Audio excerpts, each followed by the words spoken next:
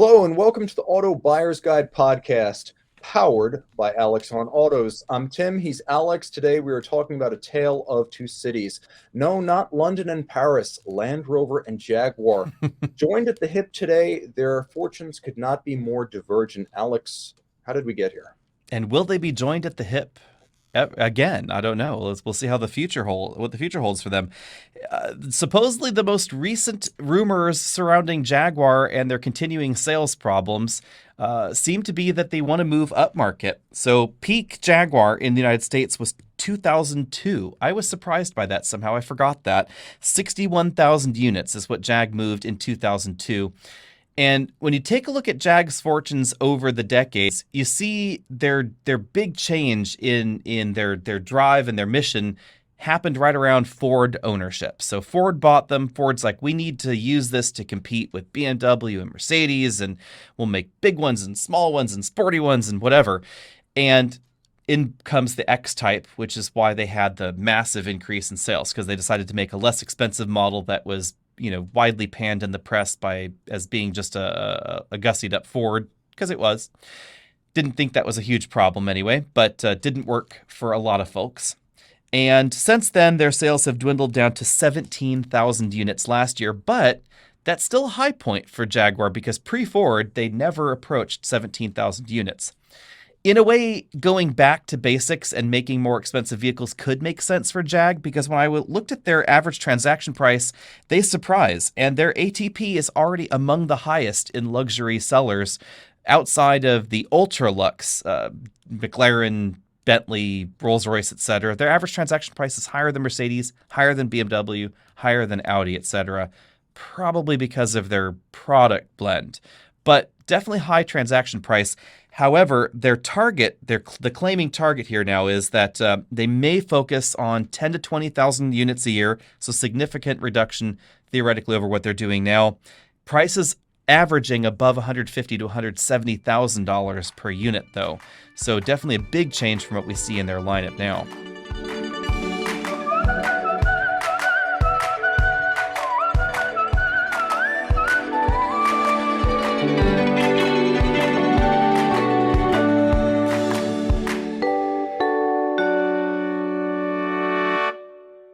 Yeah, it's a bit of a crash from where they were during the Premier Auto days. For those of you who are new to the Jaguar Land Rover scene, there was a time when Ford owned everything from Aston Martin to Mazda, and there was a Premier Auto Group comprised of Lincoln, Mercury, Jaguar, Volvo, and Aston Martin, and the idea was that they would focus on different luxury niches, with the exception of Jaguar, which was supposed to be a full-on BMW competitor. So you got cars like the XJ to go head-to-head with, well, they were sort of a tweener-sized car between a 5 Series and a 7 Series. We had the X-Type, which was supposed to go head-to-head with the BMW 3 Series, even though it was based on a Ford Mondeo. We had the S-Type, which was actually based on a fairly impressive purpose-built platform shared with the Lincoln LS back when we had that. But that never quite locked horns in terms of pricing or size or dynamics with the 5 Series the way it was supposed to. And of course, then they had the XK, which was a luxury coupe. And as Alex mentioned, they did hit their volume peak during this period. So in terms of selling more cars, they succeeded on that front. But as with so many from Jaguar to Pontiac and beyond that wanted to become BMW and fell short, there was a little bit of an embarrassment factor. The cars weren't up to the standard that they set for themselves. And frankly, they also lost a lot of the warmth and the charm of the old pre-Ford Jaguar. The I think wood. that was the bigger problem, to be honest. It's like when we take a look at the X-Type and the XF, or the S-Type that came before it, I should say. Yeah. They both looked really good from the outside. And then especially, I can forgive the X-Type a little bit because it was the cheaper one. The S-Type, when it first launched, it launched with a big misstep. The interior was too Lincoln.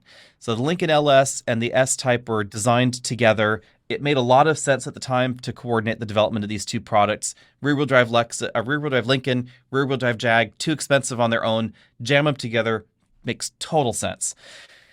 But they shared in some interior design parts and pieces, and it was just too cheesy in the S-Type. And then by the time they fixed it, I think it was a little bit too late, because the S-Type, by the time it got a second life, new interior, it definitely looked like the XJ's Mini-Me. that was perfection. It made a lot of sense. Just a little bit too late.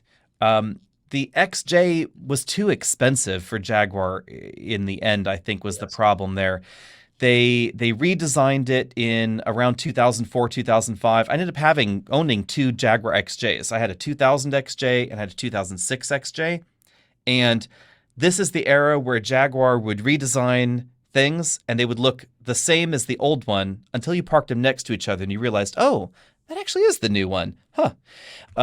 Which I kind of appreciated in a weird sort of way. I liked that sort of continuity. I liked the styling of a classic Jag, or what Jag in the 2000s said was a classic Jag. This rounded shapes, the four headlight thing, the big leaper up front, long hood, relaxed body proportions, opulent interior, etc. But that was different kind of opulence than we found the Germans. It was warmer, it was richer, it was more upright and more slab-sided on the inside than the Germans with wraparound dash components. It had this very classic feel to it that was somehow appealing.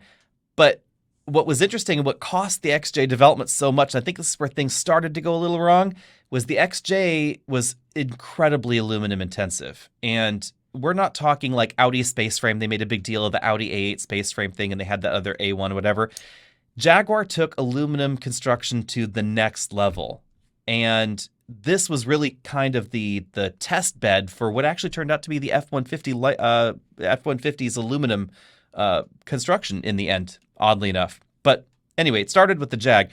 Jaguar even made the battery cables aluminum. This car had very few steel components on it. The interior door components, some of the seat components were aluminum.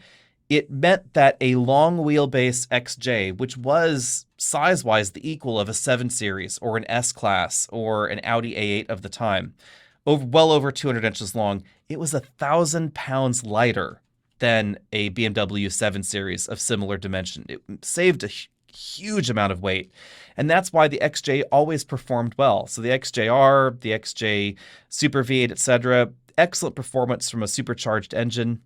Not great on the reliability front. And then things started to go even more wrong when they said, well, sales expectations aren't going where we want them to be. They're up versus the previous generation. We think they could be higher. We need to go in a different design direction. And then we ended up with modern Jag, which, strangely enough, that last generation XJ, it shared a huge amount of its structure with the previous XJ.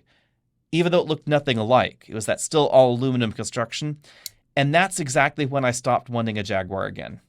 It's interesting because I've seen a lot of missteps through this period, and I think everyone agrees that it goes back to something that went wrong in the 2000s. Maybe it was the decision to chase BMW, and then maybe there were product planning mistakes. After all, the X350, which was the 2003 Jaguar XJ with the all-aluminum construction, it was a revolutionary car in terms of how it was built, and it also looked indistinguishably similar to the previous model, which dated back decades in terms of design and architecture. So there was a big misstep there with a flagship product, and they didn't get around to fixing this until 2010, when the final version of the XJ debuted, and everyone hated the taillights, but the overall shape, the front end, even the interior wasn't terrible.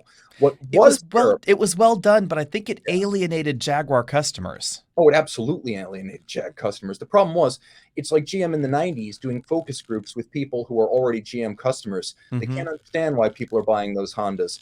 Jaguar, for a while, tried to please only its loyalists. And then I think in 2007 with the XF, it started to alienate everyone, because it was that 2007 XF where I remember for the first time I got into a Jaguar and I felt like I was in something priced in the $20,000, maybe $30,000 price range, and not from Jaguar. Even the X-Type, as humble as its origins were, you got in some of the higher trim levels of the X-Type and you're like, this is actually still kind of warm. There's some wood, there's some leather, there's some chrome. It's not awful. Jaguar's always done well with upper trims. Like the XF, I didn't like the styling. Already started the alienation there. I would blame them focusing on BMW and Mercedes shoppers, specifically BMW, because Jaguar had long had great driving dynamics. I actually really liked the way the XJ and XF drove, and the S-Type. They drove really well compared to the BMW counterparts. But Jaguar's decision, or Ford's decision, to focus Jaguar on more mainstream luxury segments meant that they needed to have base engines, and their base engines were blah. The XFR, fantastic. XF base, no, not so great. Same thing happened with the X-Type and everything else in the lineup. It's those base engines that just did not go well for them in a way. The XFR, that first one, had the most fantastic engine exhaust note. That was so much fun to drive. I would so much rather have had one of those than an M5 of the time. But this dual mission of trying to be the scrappy, traditional traditional old auto manufacturer that's trying to go bigger volume, but retain some of this, meant that obviously R&D budgets had to get shifted around. So if you start pulling budget from your high-end performance vehicles and start putting it on the base engine and mid-level engine vehicles, which didn't exist before, then eventually those high-end options are just not going to be competitive anymore. And that's what happened to the XFR. The M5 and the AMGs just got better and better and better, and Jaguar had no resources to keep up with those models, which are high revenue and high profit vehicles for Jaguar. So retaining the focus on those probably would have been the way to go. Now, we've talked a lot about Jaguar, but we haven't said much about Land Rover. I'll say this. Land Rover is taking over the dyad of Jaguar Land Rover. At this point, Land Rover volume is 3 times Jaguar volume. And we've gotten to the point now where it almost seems that a large portion of Jaguars going forward are going to be either contract built by companies like Magna, as with the I-Pace, or they're going to be ultra niche pieces as maybe Jaguar seeks profit margin and price point, and Land Rover increasingly takes over. But it's difficult to envision even where Jaguar fits in a world where Jaguar makes crossovers and Land Rover makes crossovers, but Land Rover has the name everyone thinks of when they think SUV. A lot of Jaguar problems also seem to stem just with the dying nature of sedans in America as well. Sedans are a very tiny sliver of the pie. The only sedan that sells over 300,000 units is the Camry. The only 3 sedans that are on the top 15 best-selling list in America, which accounts for over a third of new car sales, are in the top 15. Only 3 of them are sedans now. They represent about 10% of the volume in that huge share of the automotive new car industry. And the only reason Civic and Corolla are even on that list is because the manufacturers bundled in hatchback sales with the sedan numbers. So if you remove the hatchback Corolla and the hatchback Civic, they fall off the top 20 list. That's how sedans are going. And the number of sedans, available, number of models of sedans available in America has been cut in half over the last about 20 years. Jaguar's always struggled because they've been a sedan-focused brand. And even though they've tried to add SUVs, it really goes against their logic, because for decades, Jaguar's answer for why we don't have an SUV has been, we do have them. They're called Land Rovers, and they're in that corner of the dealer. If you want a sedan, that's over here. If you want the SUV, that's over there, and it has a Land Rover logo on it. And I think that's why we see this huge rise in the fortune of Land Rover sales, because SUVs are on the rise. So last year, they sold 92,400 Land Rovers in the United States. That was almost 5 times, actually, Jaguar's sales last year of just 17,000. And if we go back in history, that is their second best sales year ever, second only to 2019. So supply constraints hampered Land Rover's performance last year. 2011, 10 years before that, 38,000 units. 2001, 10 years before that, 27,000 units. 1991, 10 years before that, 3,300 units in the US. So the Land Rover sales chart's having this meteoric rise, and it seems like it can have no end. But Jaguars, they'll be lucky if they hit the same numbers as 1991 next year, probably. And what's amazing is that there is absolutely a market for this type of car, and the mass market success of Bentley proves that. The question is just, at this point, is Jaguar going to be a sort of, Bentley rival with Bentley-like volumes? Are they just going to say, look, we're cutting our losses. The F-Type is ready to retire. There will be no replacement. The XJ was retired. There was going to be an EV sedan. That got fairly far in the development process before they decided to decapitate that. It got $1.4 billion into the development process. That's how much it cost Jaguar Land Rover to develop that all-electric XJ that Nowhere to be seen. Yeah, and it's not even clear that that technology is going to be paid forward into a new project. We've got the I-Pace. There doesn't seem to be any obvious follow-on from the I-Pace. We've got the E-Pace, which is not electric, and the F-Pace, which are okay. But I think when you could get something like a Defender, why would you go Jaguar? I mean, when you get something like a Hmm. Velar, when you can get something, even if you want a compact vehicle, the I mean, Evoque. F pace versus Velar, E pace versus Evoque. This is a perfect example. There's nothing wrong with the F pace or the E pace because they're exactly the same as the better selling Land Rover. They just have a Jaguar logo and a Jaguar interior in it, but it's the brand sells, and no one seems to want an SUV with a Jaguar on the hood. And the other thing too is that if you look at the new Range Rover and you try to figure out what the comparable product is, what the segment rival is, you don't maybe a Mercedes GLS, maybe something like that, but really this is Land Rover's response to something like an S Class or a 7 Series. They're saying, look, this is a vehicle that can do everything your D segment luxury car does, and then it can do everything that car can't do: towing, off-roading, overlanding, trips into the woods, ski lodges. You've got all that capability. When you have a vehicle that capable, that's theoretically a rival for like a GLS and an S Class, Hmm. and that is the premier vehicle offered inside the group, how can you even say Jaguar is going to be an upmarket niche manufacturer when currently the flagship of the whole group is a Land Rover and Jaguar doesn't have anything on that level? Yeah, they would. I mean, of course, JLR would go, well, it's a Range Rover. It's not just a Land Rover. Yeah, it's a Range Rover, yes. It's a sub brand.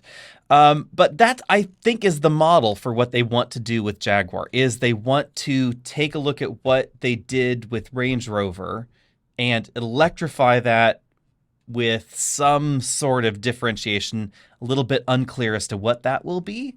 Because if it's simply an electric SUV, then why not just call it a Range Rover and sell more? But that's theoretically what will happen here is that it will be that same sort of treatment we see in the Range Rover lineup applied to electrified Jag, crossover-y, sedan-y, whatevers that they cook up.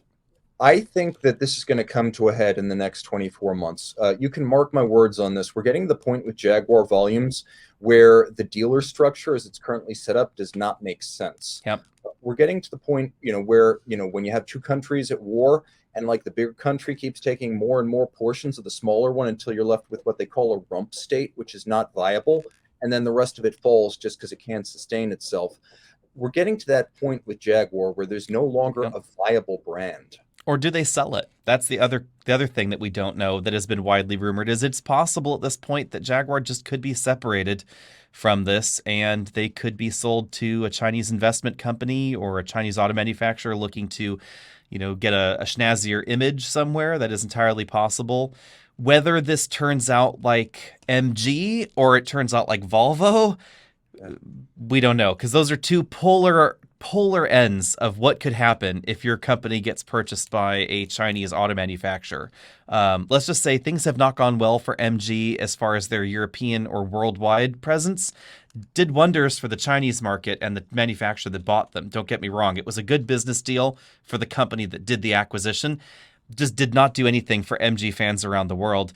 Volvo turned out spectacularly. We could not have hoped for a better outcome from that purchase arrangement. Where a possible Jaguar purchase could slot, we just don't know. Or does it end up like, honestly, Aston Martin, which is also withering on the vine because of who ended up buying them? Well, I think it's going to be, honestly, I hate to use the MG comparison, but it's definitely not going to be a Volvo style thing because Volvo was freestanding, self-supporting. They had their own business office, their own factories, their own powertrains, and their own platforms.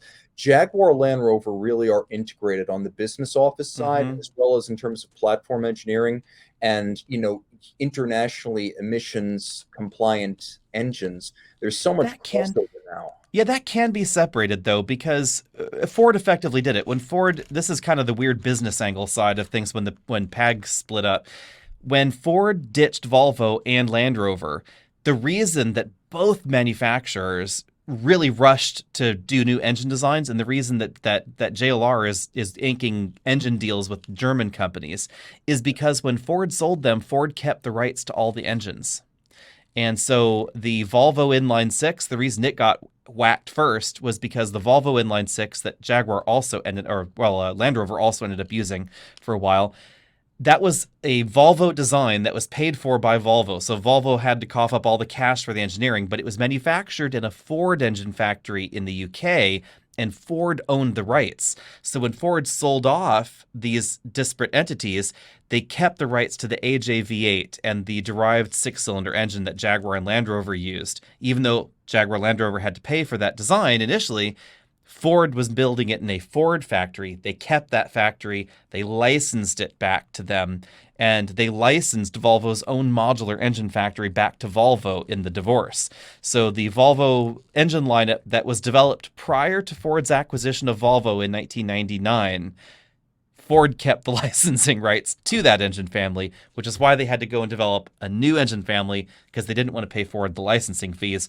Jaguar Land Rover didn't have as much cash from their backer, so they couldn't afford to do that development right away. It took a lot longer for them to try and get rid of the old Ford four-cylinder engines and really develop their new Ingenium engine family. But that's why the accelerator pedal was really pushed on the Volvo side to ditch the five-cylinder, ditch the Ford four-cylinders, ditch the dual-clutch transmission that they were purchasing from Ford as well. So that's why all of that was gone.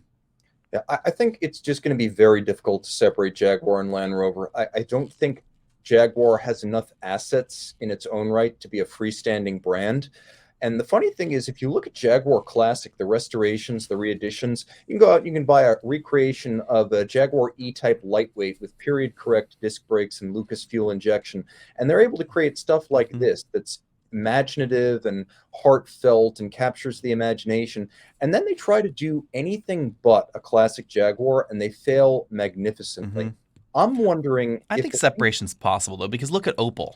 Who would have thought you'd be able to separate Opel from General Motors? Now it's with Chrysler. Well, I mean, at least they had their own factories and they had their own unions and production lines. There was a company there. I don't think there is a Jaguar without Land Rover. And I'm not sure even Jaguar knows what it is. It might be that Jaguar is just a custom and classic shop someday making the world's best resto mods, both Mark IIs and XKEs. I hate to say that. Yeah, I mean, if they bring back classic styling, classic interiors with a bit of a modern twist and an electric drivetrain, that there's room for a few thousand units a year of that at $200,000 a year. It's theoretically possible. Again, like I said, the odd twist with Jaguar is if they could either further increase their transaction price or just bump up the volume a little bit, it wouldn't be so bad, because their average transaction price is crazy high in the US. I was really shocked. I assumed it would be more Audi-like, but it actually is somewhere between Aston Martin and Mercedes as far as average transaction price. They're probably not selling that many E-Paces if they're at that kind of transaction price. No. The only way you can get there is top trim versions of flagship models, which means they might be selling a shocking number of F-types compared to what I expected. I think that's where their models are probably going.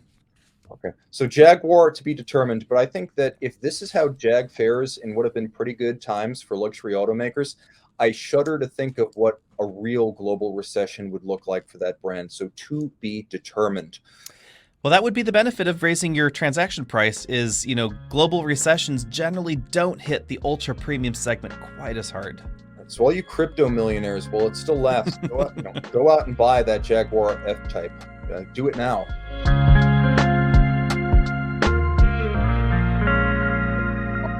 All right. So let's go back to the decade from hell, 2000, back when there was still some hope for Jaguar, and talk about what cars we would preserve and collect from the 2000s. I'll lead off with a Jag. I would take the 2003 to 2006 XKR. This was the XK100 generation. It had the styling from the 90s, but in 2003, it got a proper 6-speed automatic transmission, stepping up from the old 4-speed. And the engine got a little bit of a bump from 370 to 390 horsepower and right about 400 pound-feet of torque. It still has that wonderful, like, British smoking room interior, acres of wood, tons of leather, chrome, no room for people over 6 feet tall, but it's so beautiful you don't mind.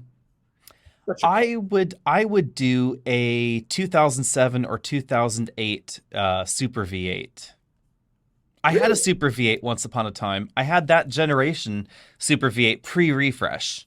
And my experience is one of bliss and pain and drained bank accounts and intense love.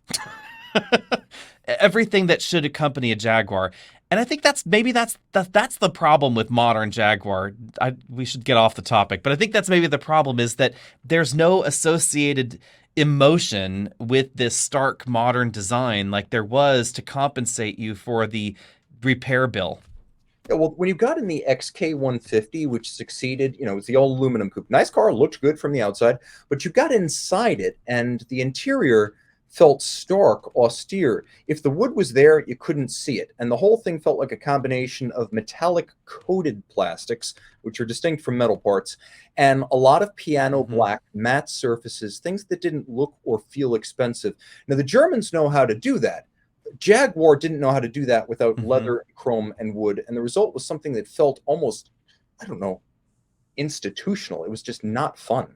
Yeah, and the XJ Super. I like the Super V8 because it was the XJR 400 horsepower supercharged engine jammed into a Vanden Plas body. So it Yeah, had the chrome and all the bits you would assume, and the long wheelbase and the tray tables, etc.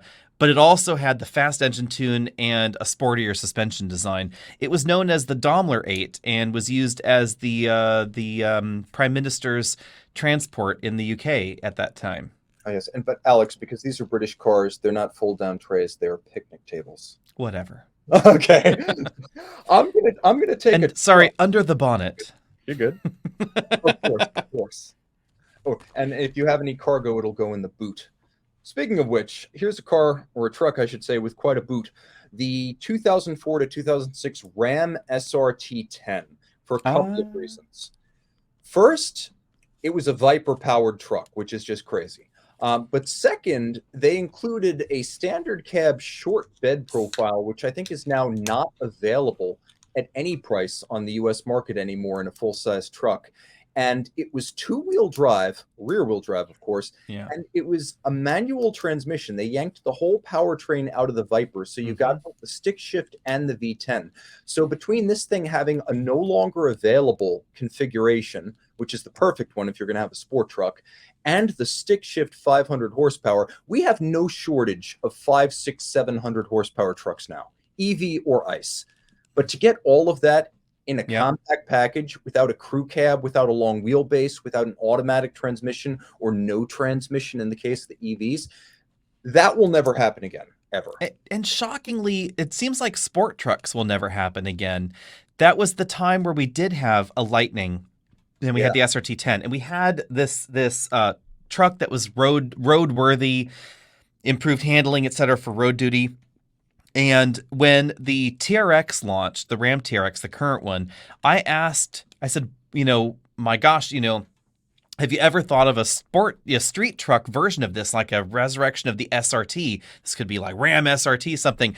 And they were so offended that anybody could possibly bring up the concept of a street performance truck. And they said, but we just don't think it would sell. The SRT 10 didn't sell well. It was terrible. It cost us a lot of money. It just wasn't worth it. No one bought it. This is ludicrous. And I was like, but you realize that more of America lives close to a drag strip than a sand dune, right? Like statistically, more people could take their SRT truck to a drag strip. It didn't work for them. Anyway, I'm just going to rattle off four and tell me which of these is exciting. So Okay. the S2000, the Viper, the Prowler, or a Neon SRT4. Oh, Neon SRT4. I am all about that. That thing is a legend. Presuming you can find one that hasn't been raced, crashed, or otherwise cracked up, that thing, that thing could scoot, and that's before you added like stage 2 or stage 3 kits. Like that was about as much bonkers front wheel drive horsepower as the 2000s could warrant. Like if you look at that, I mean, if you look at that, I guess the one that killed it for the Honda Civic Si. Mm-hmm. The hatchback, the English built, 160 horsepower, double wishbones are gone. It's all McPherson struts up front. That was the contemporary of the bonkers SRT4, which was everything like a Honda Civic Type R should have been. With its slightly cheesier interior and a questionable reliability reputation. Well, it's But all these things, look but it's a good. Mopar. What's next on your list? Oh, well, I'm going to go with, okay, pile on the hate in the comments below, but I'm going to go with the original Honda Insight because, frankly, Ew. it was a supercar. It wasn't a supercar in terms of speed, but in terms of every single part and system being efficiency optimized. It was an uncompromised performance vehicle. It was a little teardrop aluminum shell that barely fit two people, that half a JV football team could lift and move to a different parking spot. And it was just the most, I mean, you could not get a more committed, efficiency-oriented platform unless you somehow smuggled an EV1 out of the car crusher. or you put a Prius engine under the hood. Well, yeah, there's that. But I don't think there's ever been a 70-mile rated car, EPA 70 mpg rated car before or since.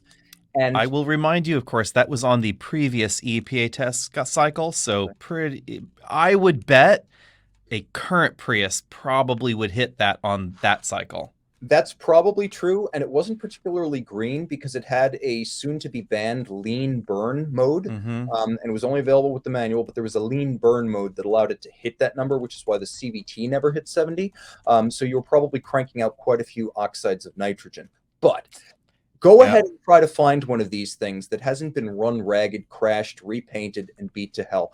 If you have a great example, this might actually be of interest to someone someday, and it might even be me. Because let's see here. That was a 2000. Yeah, so that was pre-adjustment of fuel economy figures. And it was only 70 on the highway. It was lower in the city. So, and Car and Driver said they achieved just 48 miles per gallon in the real world. So yeah, but in the city, it was little wah, wah. Yeah, but you could get out and push and increase its efficiency. Sure. Like, Next, I have the Acura TSX, which I think was widely panned at the time incorrectly. I went back and I looked at some reviews, and it was, it's just a gussied up Honda Civic. Interestingly, shared almost nothing with the Honda Civic in America because it was in fact the Japanese and European market Accord. ooh, that's Both generations. Well, I'm going to add something that was available for 1 year, made a lot of noise, and was probably more influential as a model than as a variant. But that original Mercedes-Benz CLS as the CLS 55. Before the takeover of the 6.3, the M156, they offered an M113K, which was the supercharged V8 of the previous generation. That thing went like hell, sounded like a riot. And it's the mini version of the engine that went into the Benz McLaren SLR. So the 6.3 has all sorts of problems. It eats camshafts. It has head bolt problems that would do justice to a Cadillac Northstar.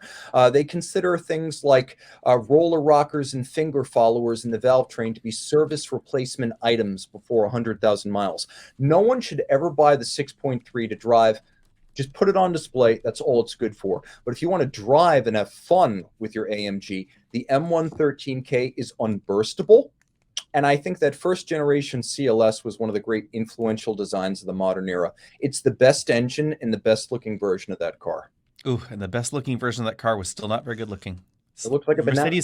Mercedes has a lot to answer for the CLS because they started the craze that just should never have been started in the first place. I would have gone for the E55 because that was on my list. The second generation E55 because that was the first one that got the supercharged engine. It went from 354 horsepower up to 469. It was a lot of fun, but it was still discreet. It was still that Mercedes traditional AMG thing where it wasn't going to be flashy. It didn't have, the bat crap crazy multi-clutch transmissions that are horrible to drive now. It was still that more classic Mercedes thing where they weren't chasing BMW. They were just doing their own thing. But I would say I would probably have I think the more influential car, wouldn't rather have it, mind you, but more influential car, generally speaking, was the first generation Volvo S80. That's interesting. You got to unpack this because I'm not following you. So the first generation Volvo S80 is the start of Volvo's design language that has continued through to today. The wide hip, the modern curvaceous rear wide hip thing going on. If you look at the rear end of the S80, it was the first one with that bell-shaped tail end and the bell-shaped tail lamps, which continue to every modern Volvo today. Interestingly, it also was not a Ford Volvo because the entire design of that process was complete before the Ford acquisition. So Ford then took the platform that Volvo created for the S80, and then they built Fords on that platform. So they built the Taurus, etc., on the successors to that platform, things like that. So that was a hugely influential vehicle for them. And up until actually the departure of Ford from the Volvo world, everything that Volvo built was related to that original S80. It was some manner stretched platform, etc. So that was their original P1 platform. They ended up on P2, which is a co-shared derivative of that platform that included some Ford models here and there, but hugely influential for that Swedish brand. Yeah, actually, I'm gonna totally agree with that because that platform was like the butterfly effect that leads to the modern era. I remember the joke at the time was that Jacques Nasser, who was the CEO of Ford at the time, he was creating the Premier Auto Group. They joked that he bought Volvo because he liked that platform so much, and it did find its way into the 500, and then later they rebranded that as the Taurus. Mm-hmm. Um, but that was kind of the seed of the idea of platform sharing between the Ford divisions, and he did love that original S80, which was a weird tweener car, price and size wise. It wasn't a 5 Series, it wasn't an S Class, it wasn't a 7 Series. It was somewhere in between. It was also the car that used that twin turbo straight six we talked about a little bit Yep. earlier in Another Lifetime. That was the twin turbo six that Volvo designed, and then Yes. their second generation twin turbo engine was the one that was produced in the Ford factory. So unrelated engines, Okay. similar displacements, but actually unrelated engines. But that was back when Volvo really was doing a lot of engineering work themselves. They wanted a manual transmission in the six-cylinder vehicle for the European market, and no one had one that would fit, so they just designed their own.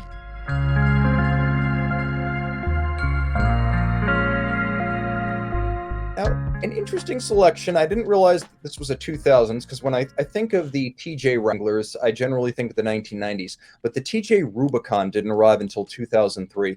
So I'm going to go ahead and choose one of those with the manual transmission because it's so unlike the Wrangler of today. And to me, the TJ was really the last Jeep vehicle that still seemed like a vestigial outgrowth of the Willys MB from World War II.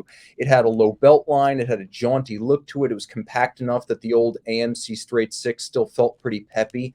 And, the short wheelbase Wrangler has always been the one to take off roading. Mm-hmm. And that with the Dana 44s and the Rubicon package really is the ultimate off-road Wrangler in my mind. It was also, the TJ was the first Wrangler to use coil springs. So, you've got a lot of tunability in there. You've got a decent on-road ride. And today's Wrangler, even in two-door form, feels the size of the old 1990s Land Rover Defenders. Whereas that old Wrangler really did feel like, my grandpa who was in the service could have like looked at it and said, yeah, that's familiar. It was like a Mm-hmm. CJ for the modern era. I would go with the second generation Lexus LS. This is the last one on my list. It sort of fits because it went from 97 to 2000, so the end just barely squeaked it in there. This still looked like the original LS, just very slightly tweaked here and there, but it had all of those things that I think Lexus fans are still drawn to. It was the original smooth, quiet, unassuming, but still luxurious, fit in with the crowd kind of thing. And then Lexus started to go off on their design tangent that continues to today, which is a little polarizing, shall we say. And Yeah. at the beginning of Lexus, they really wanted to blend in with the luxury crowd. And now they want to stand out, whether that's good or bad. Well, the problem is Lexus decided almost before full-size trucks that big crazy grills were the way to go. Mm-hmm. And I never got the spindle grill. It's been done decently on some models. In general, It's better than BMW. I'll say that. It's better than what BMW is doing. But that's all I'm going to say. If you want something classically awesome, maybe not beautiful, but certainly with presence, the Bentley Brooklyns of 2009, a one-year I model. agree. Yes. They were going to make 500. They didn't even make it to 400 with the global downturn. This thing required over 100 hours to braze body parts together. Multiple cows gave their lives to each interior. There were acres of wood. This was the last Bentley to share a platform with Rolls-Royce products. And short of the Molson, which was a dedicated platform and completely unrelated, you could argue this really was the last traditional Bentley.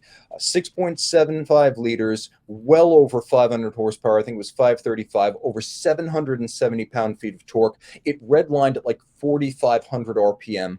And there was a lot of old school, like hot rod shop handcrafting of that body to get the coupe roof onto the sedan body, to close gaps in panels without using like plastic filler, old school brazing and lead, like things that you will never see in the auto industry again. I have to admit that I really, really wanted a Brooklands sedan at one point. And fortunately, I had a independent shop that did work on my Jag. And in this, moment of weakness, I shared my desire for the Bentley. And he says, "Oh no, you're not there. You're not the right demographic for this car. Let me show you." And so he had someone that actually had a Bentley Brooklands on site there that was being repaired, but he knew the guy wanted to sell it, so he's fixing it to get rid of it. And he's like, "Let me show you all the problems. This is why you don't want one." So he's touring me through all the hydraulic fluid leaks and the cam-driven hydraulic pump that Bentley had on the 6.75 liter engine. Oh my God! And then the repair bill. He pulls out the repair bill. "Let me show you the repair bill." And I was like, "Okay, you're right. I definitely don't want any more." Yeah, well, that Brooklands, at least that Brooklands is a little bit of a different story, because with the second generation Brooklands, the first generation Brooklands was a price point car. The second generation Brooklands was a flagship. And True. it had a good solid half decade of Volkswagen money to fix the worst offending parts. So previous versions of like the Bentley turbocharged engine, they ate their camshafts, they had all sorts of head gasket problems. But by the time they got to like the 2006 Arnage and the car that would become the Brooklands, they'd sorted most of those problems out. That's not to say the air suspension won't bankrupt you, or you won't wind up with problems that cost 5 figures to repair. You absolutely will. They were built a little bit better, though, to the point where maybe if this wasn't your everyday car, you could like budget. Like some people budget to go to Atlantic City and gamble. Some people budget for crazy far-flung travel and expensive plane rides. Some people budget to fix things that break on a Bentley. At least with the second generation Brooklands, there shouldn't be as many of them. Yeah, it was still problematic because the answer to some of that is you buy the other Brooklands without the turbocharged engine. Rather, you just buy it with the naturally aspirated engine, which was available, or you buy an Arnage instead and get the BMW engine, because that's going to be better than the Bentley engine. There were because that was the time where they were buying BMW engines right before the Volkswagen acquisition. So all the BMW engine ones, which had their own issues because BMW engines are by no means extraordinarily reliable from this era, they were still better than what Bentley was doing. Yeah, if you're looking at like a turn of the century Bentley, go with the BMW. I think they call it Arnage Green Label. I think they called it. Yeah, they had the red label and green label thing, and I forget exactly which was this. Let's see here.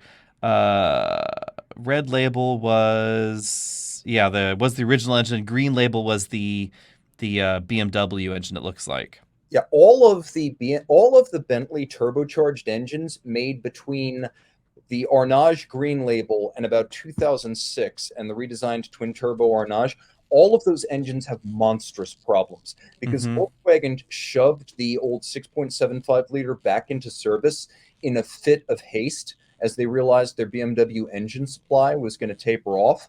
And they tried to just make it work on the same terms, and they were not successful. Those have all sorts of problems. Get the 2006 and later twin turbo. You will thank me later. You will thank me Yep. when you're merely impoverished instead of mired in absolute penury. And you also got the much more modern transmission, because the Bentley engines for a long time, the Rolls and Bentley engines, which Rolls had already stopped using, I think, or because they were transitioning over to the V12, as I recall, but they were still using a GM 4-speed, a 4L80. Which was a very old transmission at the time, and everything else got ZF transmissions, which was much more modern and reliable.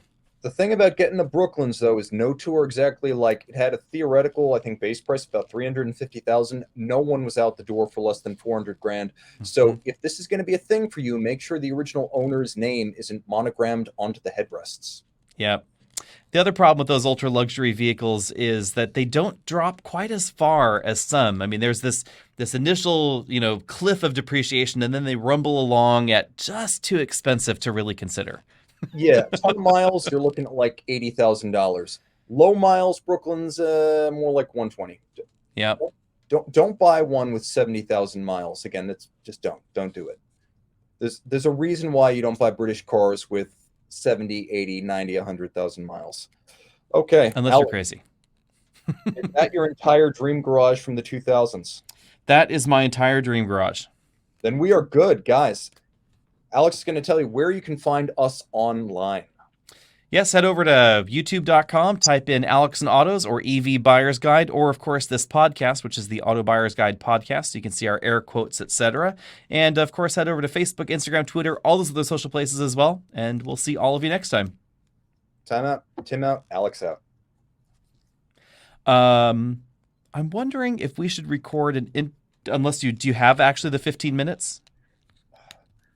I got a guy who I'm guiding through like some sort of social media. We'll do it next time then. First time. At some point, we should do a video for the main channel, like, hey, this is what the podcast looks like. But we'll do that next time. Yeah, do you want to do just like 10 minutes?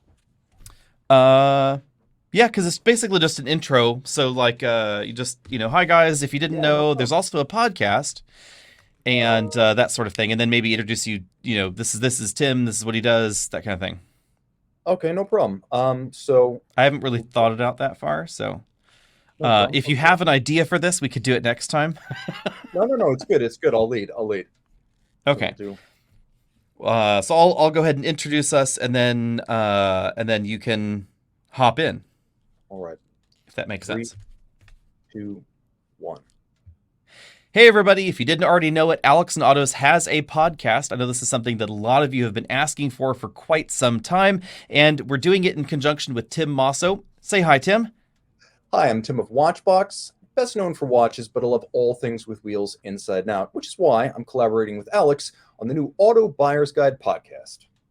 And normally you get to see only Tim's wrist in these videos. I watched some of them, and it's like this wrist like wandering around in the videos.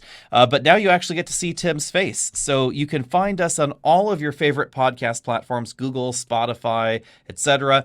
Tim, tell them what you'll find on the channel. Well, you're going to find just about everything. You're going to find a discussion of everything current in cars, which means internal combustion at the highest levels, car culture, EVs, questions you might have about buying cars, as well as the daily grind of actually living with some of the hot button vehicles of the moment. Ford Lightning, Rivian, Lucid, BMW, Mercedes, and yes, quite a few bloopers and outtakes. We do get a little bit silly at times, so there will be some of that. Yep, and you will also discover that Tim is a lover of the Chevy Bolt. You will find out that I am a lover of many odd vehicles. My dream garage contains both a Bentley Brooklyns and a Honda Insight first generation. I'm that kind of guy. And don't forget that Chrysler Pacifica hybrid. Oh yeah, well, I'm loading it up. Pinnacle, Alex. Pinnacle. Yeah, so if you have a love for all things plug-in hybrid or all things gasoline, or very strangely, a soft spot for all things early 2000s, apparently the podcast is the place to go, because we were just discussing our dream garages for the 2000s, and let's just say it was an interesting list of crazy things from Mercedes, Jeep, Acura, and yes, even a neon SRT4. We had hellacious good times with the decade from hell. This Yep. and more on the Auto Buyer's Guide podcast. And if you want to know which favorite K car is mine and which favorite K car is Tim's, you might have to watch a future episode. That was ridiculous. Okay. You don't have a favorite K car? Of course I have a favorite K car. It is the Dodge Shelby CSX. Yeah, that's supposed to be for later. You can't talk about your favorite K car now. This is to tell people that they should watch for the favorite K car. Oh, okay, well, I'm going to talk about my favorite K car, and I promise you it's not a Chrysler TC by Maserati. Oh, ow. Yeah, that it did exist, a Chrysler Maserati. Who would have known that they are now under the same umbrella? Yeah, that's weird. Convergence theory. Okay. Yeah. Okay, maybe I need a... Well, we've talked about K cars, we've talked about neon SRTs, we've talked about Honda Insights. What will we talk about next? Maybe the next car in your garage. Find out on the Auto Buyer's Guide podcast. Yep, and be sure and email us questions. You can email those to itsaconspiracy@alexandautos.com because, as with everything we do when it comes to viewer questions, apparently there's some sort of conspiracy involved. At any rate, you can email us those questions there, comment on this video. I promise someone will be browsing through comments to try and find them. And of course, subscribe to the podcast channel because you're not going to find podcasts here. Everybody thought that was boring. We tried it for a little bit. They are over on the podcast channel if you want to see things like the air quotes. That's the Auto Buyer's Guide podcast channel. And of course, find the podcast on your favorite podcast platform. See all of you later.